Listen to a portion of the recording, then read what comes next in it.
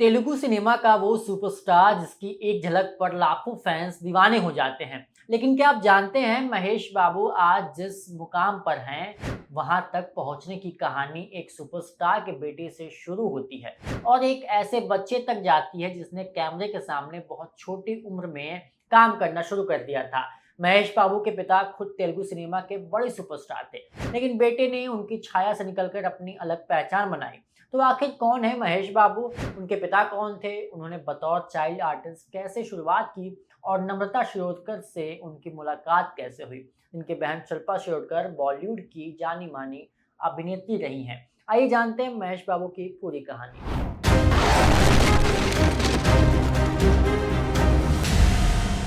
नमस्कार, मैं हूं पुष्पेश राय और आप देख रहे हैं भोले भारत का खास शो आज का इतिहास। महेश बाबू का जन्म 9 अगस्त 1975 को चेन्नई में हुआ था। उनका पूरा नाम घट्टमनेनी महेश बाबू है। उनके पिता थे कृष्ण, जिन्हें तेलुगु सिनेमा के दिग्गज अभिनेताओं में गिना जाता है। कृष्ण ने अपने लंबे करियर में सैकड़ों फिल्मों में काम किया और अभिनय के साथ साथ निर्देशन और निर्माण में भी हाथ आजमाया। यानी महेश बाबू के लिए फिल्मी दुनिया कोई नई चीज नहीं थी। घर में ही सिनेमा का माहौल था। कैमरा, शूटिंग और फिल्मों की बातें बचपन से सुनते हुए महेश बाबू बड़े हुए। लेकिन उनकी खास बात यह रही कि उन्होंने सिर्फ अपने पिता के नाम के सहारे करियर नहीं बनाया। महेश बाबू ने कैमरे का सामना बतौर हीरो नहीं बल्कि एक चाइल्ड आर्टिस्ट के रूप में किया।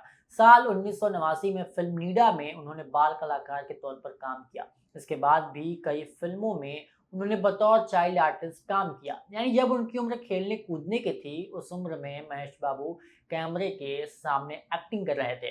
कहा जाता है कि उनके पिता कृष्ण के साथ काम करने के दौरान ही महेश बाबू को फिल्मों की बारीकियां समझने का मौका मिला।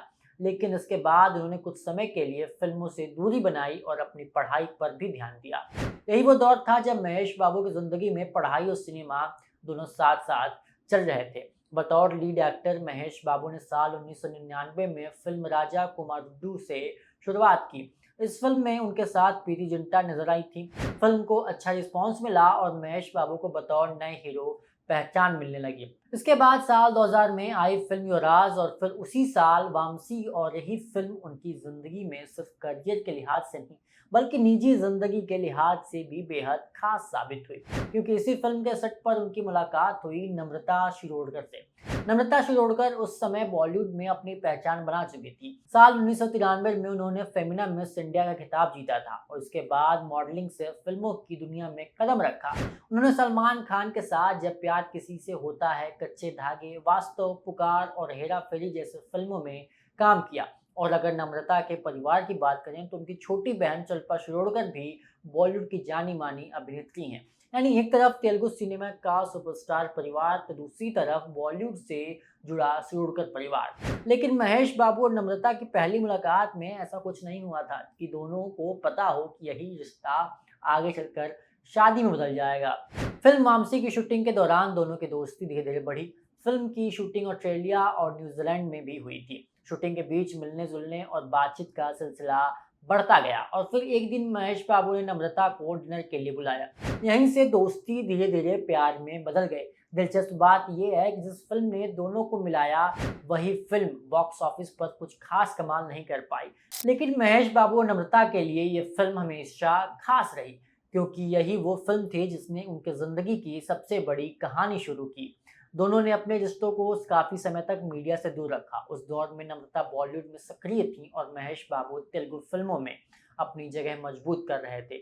दोनों की उम्र में करीब 3.5 साल का अंतर था। दोनों अलग अलग भाषाई और सांस्कृतिक पृष्ठभूमि से आते थे, लेकिन आखिरकार दोनों ने शादी का फैसला किया। साल 2005 में महेश बाबू और नम्रता शिरोडकर ने शादी कर ली। शादी के बाद नम्रता ने फिल्मों से दूरी बना ली और परिवार पर ध्यान दिया। आज दोनों के 2 बच्चे हैं, बेटा गौतम और बेटी सितारा। लेकिन महेश बाबू की कहानी सिर्फ एक फिल्मी परिवार के बेटे से सुपरस्टार बनने की कहानी नहीं है। उनकी सबसे बड़ी खासियत यही रही कि उन्होंने अपने पिता की विरासत को आगे बढ़ाया, लेकिन उसकी कॉपी नहीं बने। उन्होंने अलग अलग तरह के किरदार किए, एक्शन से लेकर रोमांस और गंभीर भूमिकाओं तक खुद को लगातार बदला। ओकड़ू, पुकड़ी, टुकड़ू, भारत अने नेनु, महर्षि और सरकारू वारी पाटा जैसी फिल्मों ने उन्हें तेलुगु सिनेमा के सबसे बड़े सितारों में शामिल कर दिया और उनके फैंस ने उन्हें एक नाम दिया, प्रिंस। ये थी महेश बाबू की कहानी एक ऐसे स्टार की जिसने फिल्म परिवार में जन्म जरूर लिया लेकिन अपनी पहचान खुद बनाई।